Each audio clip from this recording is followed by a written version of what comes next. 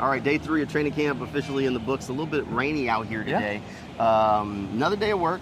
Interesting day, some ups and downs, a little bit cleaner than it was Much yesterday. cleaner. That's the big takeaway for me today is we stood on the same in the field right yesterday direction, and said, man, what was wrong with the Jags after first training camp practice? Much, much different today. A couple guys we'll talk about in this had very good days. Liked the way the offense functioned today, even in these conditions. Yeah, they're much cleaner today. I mean, it was back to kind of how things looked on the first day of practice when I was out here today. So at least yesterday was a little bit of just an off day, even in the rain where you kind of expect some of the sloppiness to show up. Very crisp. A few guys were able to stand out. A couple of the defensive guys had good days too. But I think we can both agree, and we haven't even discussed this, that the player that stood out the most had to be Jarrett Prince. Had to be. I mean, tight end today had 2 very good touchdown catches from Trevor Lawrence. I'm back of the end zone for one, a sliding grab, blanketed coverage on him for the second one. A very good day from Mr. Prince in that tight end position. We've talked about the tight end on News4JAGs before. Who's going to be that guy outside of Evan Ingram? And the coaches have raved about Jarrett Prince, and he has shown so far that he may be up to that challenge. Jarrett Prince is a guy that they liked last year. They kept him around. He's now making that push. He looks like a guy who is on the upswing and has a real good chance at making that final roster. We'll have to see, because what does that mean for the rest of the position group? We know Evan Ingram's going to be here, but behind, Brenton Strange is going to be here. So that's 2 spots locked up. The real question is how many tight ends do they end up keeping? And the question is, does it come down between Jarrett Prince and Luke Farrell?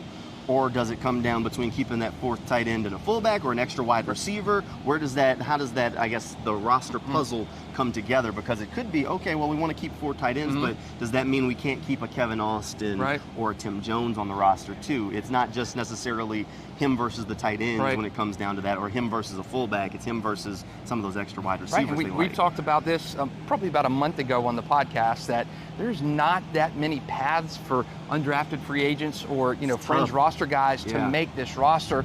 And we said yesterday, go from that 90-man roster all the way down to 53. So it's not going to be staggered cuts this year.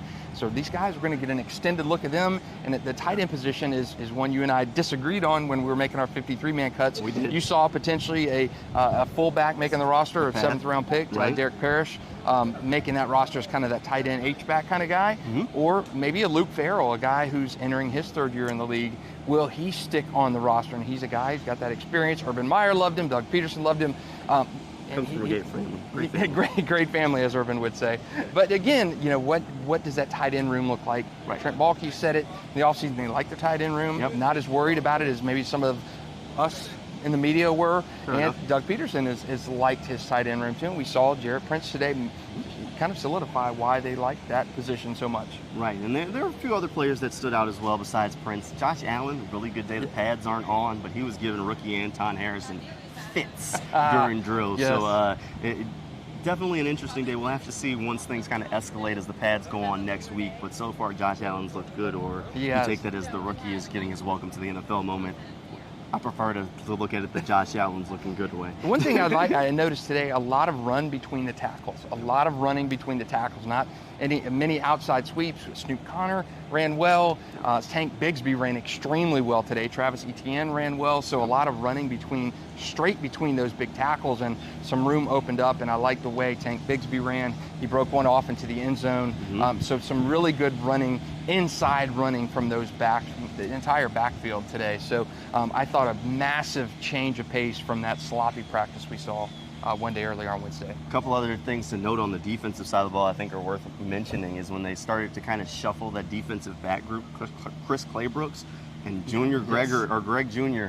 are the 2 guys that are coming off the bench as like the first in off the bench when they start to kind of do those shuffling. So Claybrooks is getting every opportunity to not just earn a roster spot, but possibly even win that slot job from Trey Herndon. And Chris has been in the media for the wrong reasons lately, but he had an exceptional pass breakup on Zay Jones in the end zone in one of the team sessions, and he looked really good. And you mentioned Trey Herndon, Chris Claybrooks. I mean, those guys are being given these opportunities, and Chris did not warrant anything bad today. I think he took a step forward. No, and Greg Jr. had some solid coverage during a red zone drill. Mike Caldwell gave him a shout out when he was asked about him early, said that he's really kind of reshaped his body in his year in the NFL, which you can understand that an NFL weight program probably a little bit more advanced than what he had at Wachita Baptist. It's not even a shot at them. That's just the reality of the NFL. So he's done a good job of committing to that to kind of be able to put himself in a position to take that next step.